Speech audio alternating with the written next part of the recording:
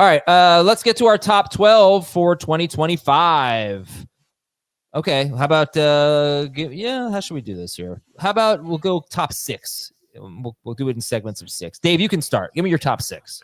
If I were drafting today for 2025 and I had the first overall pick, I would take Ja'Marr Chase. Coming off of a monster season on an offense that's crushing it. He was awesome all year. I don't think we really need to get into how awesome he was. He won the Triple Crown.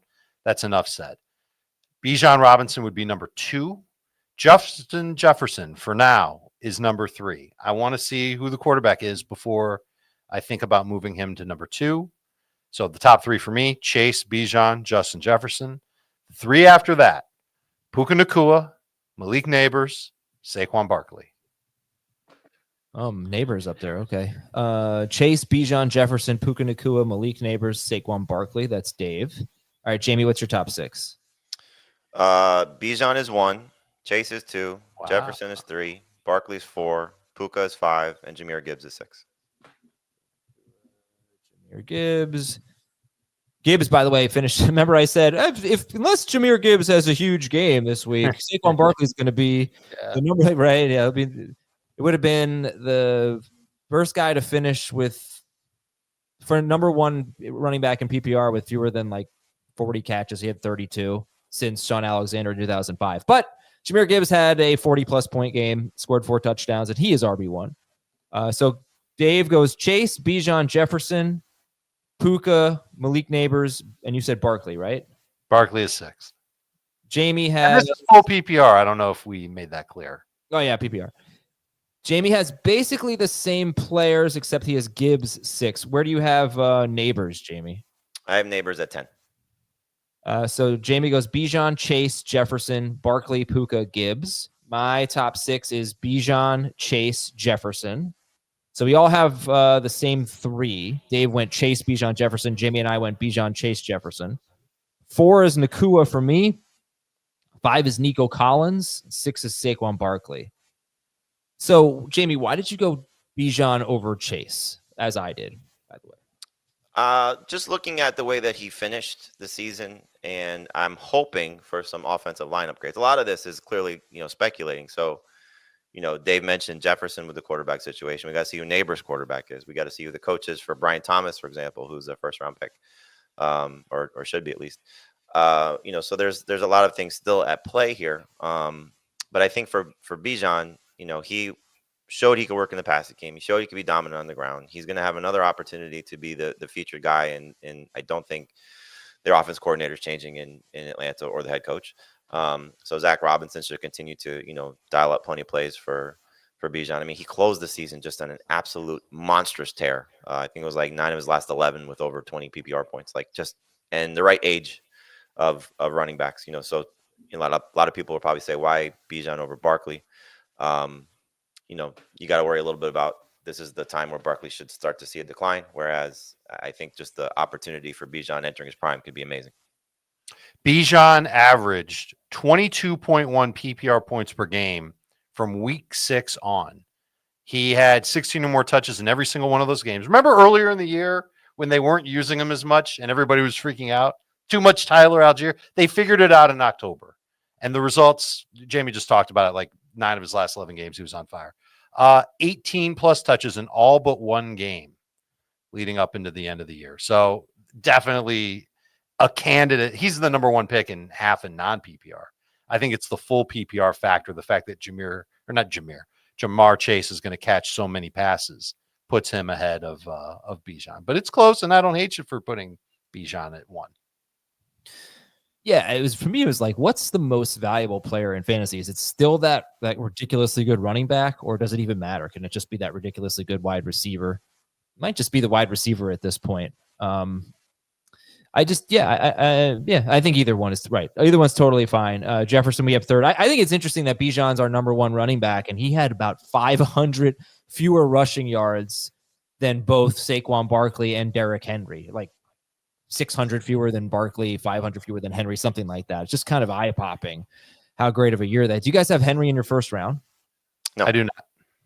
I got a comment here about, definitely an eyebrow raiser about me having Nico Collins Fifth, do you have Nico in your first round? Yes, I do. Yeah. I don't know. I mean, he finished in a slump, but he was wide receiver 9 per game in PPR, wide receiver 6 per game in non-PPR. And I think he's just going to be an absolute target hog, and he's amazing.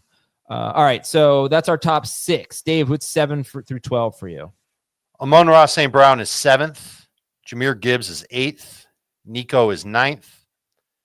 And Devon Achane is 10th.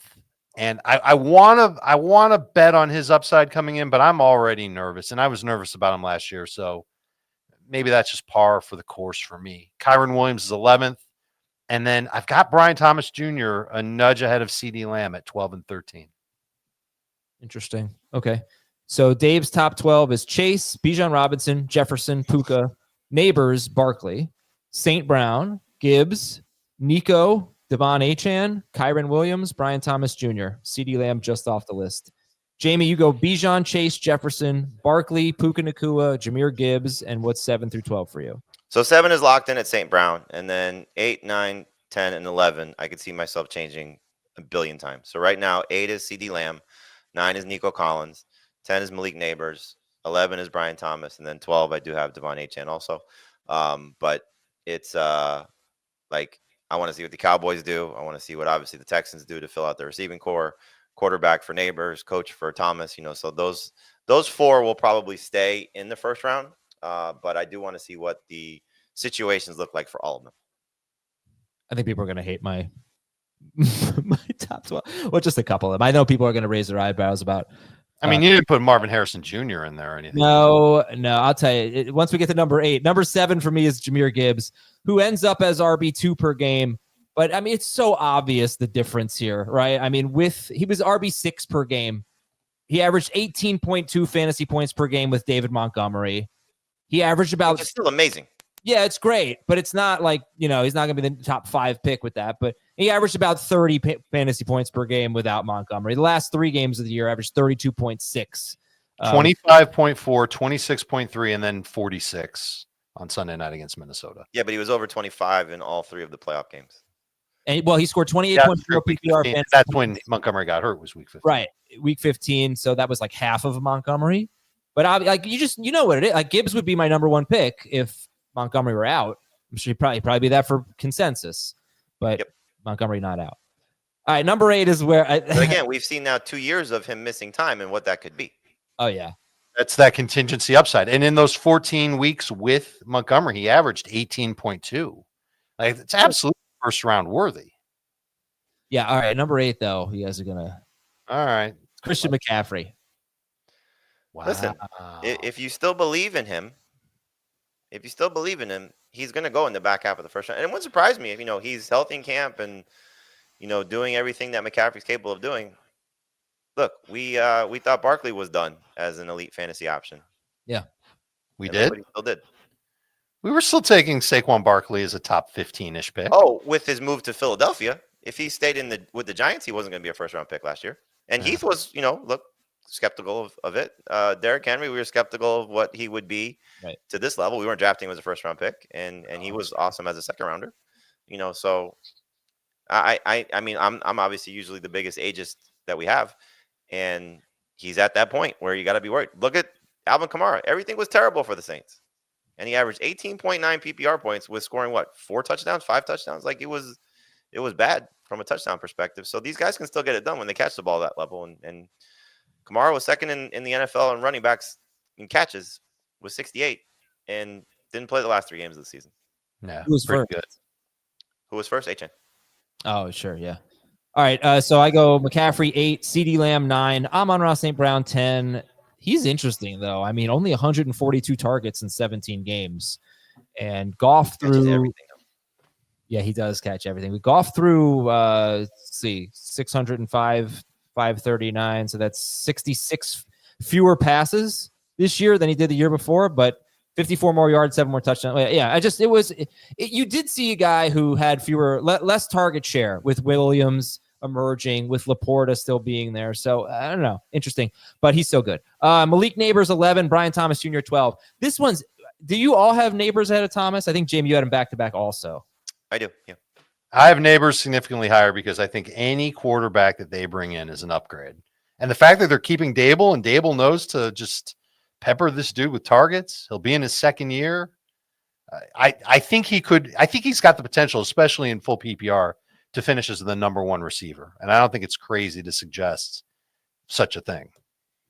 Right, but and I'm not disagreeing with that, but it's like Thomas was better than him this year with also bad quarterback play, and No, he wasn't. He was better than him in non-PPR. He was not in full PPR. Yeah. They were probably very close. Point and a half per game better. Neighbors was. Oh, I guess with the way the season finished. Just all the catches. I mean, look, here's the deal. Brian Thomas on a rate basis, yards per route run, targets per route run. Oh, not targets per route run. Yards per route run, yards per catch, yards per target, explosive play rate. He crushes Neighbors. But Neighbors had 170 targets in 15 games. Thomas had 133 targets in 17 games. I'll also point out Thomas played 4 games with Christian Kirk and Evan Ingram, and he averaged 4 targets per game, 5 targets per game in those games. How many of those games were early in the year? Weeks 1, 6, 7, 8, I believe. Yeah, so I would throw that out because I think he's established himself. Now, whoever goes to Jacksonville, and Jamie's right, it should be an offensive-minded guy to be the head coach there. They need more help on that side of the ball than defense. But whoever goes there is going to look at Brian Thomas as the number one receiver and hopefully use him accordingly. It would be malpractice if a guy goes to Jacksonville and says, you know what? Let's make sure that Christian Kirk and Evan Ingram get their 8 targets per game. One of those two guys may not be there. So that's a fair point too. Yeah. There's the potential to move on from one of them, and maybe both. I don't know all the contract situations, and we don't need to get into that. But there's the chance of one of them moving on. But I don't even think it matters. I mean, the setup is there for both these guys. They were both amazing as rookies. They both have the chance to be absolute superstars. And hopefully, quarterback situation is solved for the Giants. Coaching situation is solved for Jacksonville.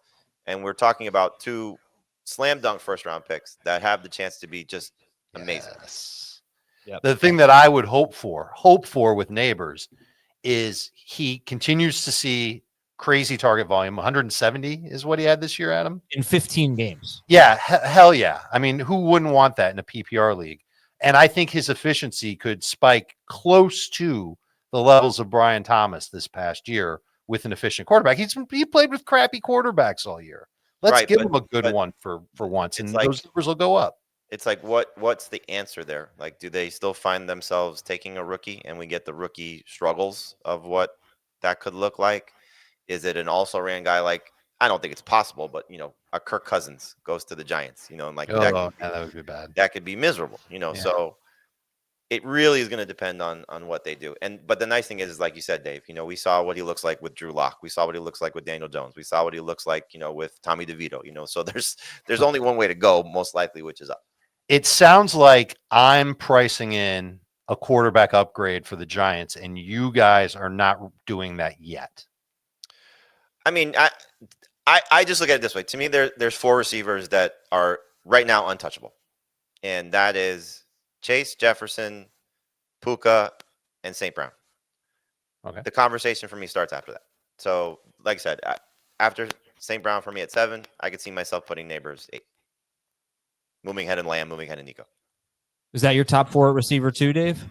Chase, Jefferson, Nakua, Neighbors. Oh, right. And I had Nico 4. All right. Well, the Malik Neighbors and Brian Thomas Jr., it reminds me a little bit of, not a little bit, actually reminds me a lot of Jalen Waddle versus Devontae Smith as rookies. Not Evans and Odell? Hopefully. Here's the comparison I was going to make. Waddle had a better year as a rookie in PPR. Had a lot of targets, caught a lot of passes. Smith was so much better on a per catch and per target basis. But then, it didn't matter because, his second year, Waddle had his best year. He had a huge season. It just, I wouldn't really look so much at the rate stats and all that. Just look at the raw numbers. They are both incredible, and we'll see what happens going forward. I also, if you're curious, I have several other of our top 12s if you want to hear them, not just ours. That's all right. Okay. Get to the because it's published, right? It will not be published either till later this week or maybe next week.